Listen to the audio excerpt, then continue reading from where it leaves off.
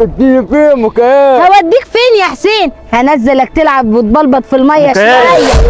هو انت واخده حسين اخويا ونازله رايحه فين؟ مفيش يا عصام، عادي بفرجه على النيل. لا معتوه.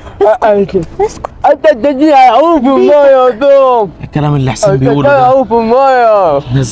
تنزلي يعوم؟ عادي بيتفرج وانا ماسكاه، مفيش انا مشكله. طلبت منك ان انت تنزلي بيه اصلا. انا مش حذرتك 1000 مره ان هو ما يجيش ناحيه المكان ده؟ عادي يا عصام، ما فيهاش حاجه يعني، ما عملتش حاجه غلط. لا عملت حاجه غلط. ويبقى كلام احمد صح. احمد ماله احمد يعني؟ قال لك ايه؟ عايزه تخلصي من حسين؟ بصراحه بقى عيل عبيط زي ده ياخد الورث كله ليه؟ وبمناسبه ايه؟ وولادي يعني. ولادك ايه؟ حرام عليكي، حرام عليكي تعملي في واحد زي كده اللي انت هتعمليه وترميه. يا شيخه انت لو مش هتتسألي في الدنيا هتتسألي في الاخره. وورث ايه؟ مين قال لك ان هو خد الورث؟ ايوه، ما ابوك كتب له كل حاجه. عيل عبيط